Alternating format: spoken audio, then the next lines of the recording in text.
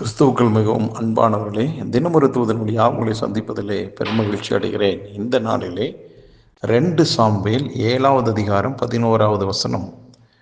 உன்னுடைய எல்லா சத்துருக்களுக்கும் உன்னை நீங்களாக்கி இளைப்பாறவும் பண்ணினேன். இப்பொழுதும் கர்த்தர் உனக்கு வீட்டை உண்டு பண்ணுவார் என்பதை கர்த்தர் உனக்கு அறிவிக்கிறார் என்று தாவீதுக்கு நாத்தான் தீர்க்கதரிசி சொன்னதான ஒரு தீர்க்க தரிசனமான வார்த்தை.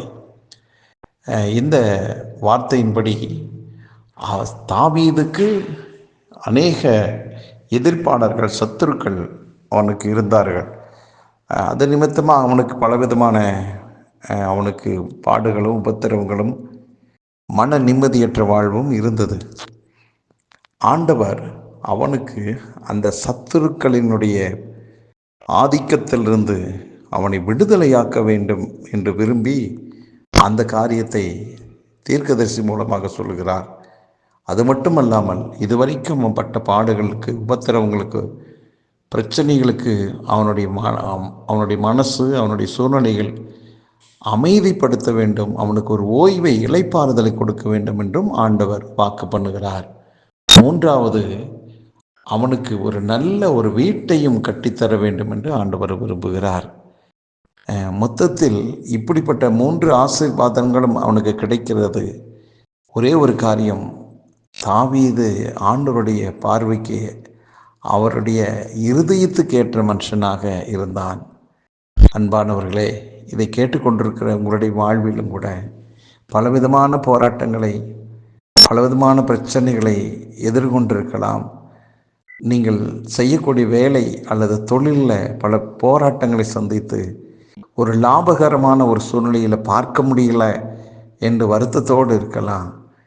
இருக்கின்ற குடும்பத்தில் நிம்மதியை நான் பார்க்க முடியவில்லையே என்று சொல்லி இருக்கலாம். இவை எல்லாவற்றுக்குமே காரணம் நம்முடைய கண்களுக்கு புலப்படாத சத்துருனுடைய திட்டங்கள் தான். ஆகவே இன்றைக்கு கர்த்தர் உங்களுக்கு கொடுக்கிற நல்ல வாக்கு என்னன்னா, சத்துருவின் அந்த ஆதிக்கத்திலிருந்து, அவன் கொண்டு வருகிற எல்லா தந்திரங்கள், சூழ்ச்சிகளிலிருந்து கர்த்தர் நமக்கு ஒரு விடுதலையான ஒரு வாழ்வை ஆண்டவர் தந்திருக்கிறார். இதை நாம் விசுவாசிப்போம். எனக்கு கர்த்தர் மூலமாக ஒரு விடுதலை வாழ்வு கிடைத்து விட்டது என்று. அது மட்டுமல்ல, இதுவரைக்கும் உங்களுடைய வாழ்வில் எத்தனையோ அலைச்சல்கள், எத்தனையோ விதமான கண்விழிப்புகள், போராட்டங்கள் இருந்தது.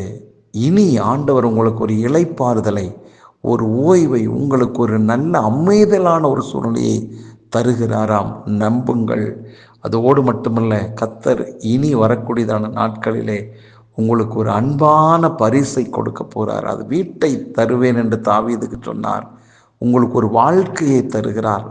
உங்களுக்கு ஒரு பொருளாதார ஆசீர்வாதங்களை தருகிறார். உங்களுக்கு ஒரு உயர்வை, மேன்மையை தருகிறார். ஆண்டவர் கொடுக்கிற ஏதோ ஒரு பரிசு ஆயத்தமாய் இருக்கிறது. அதை விரைவில் நீங்கள் அடைவீர்கள்.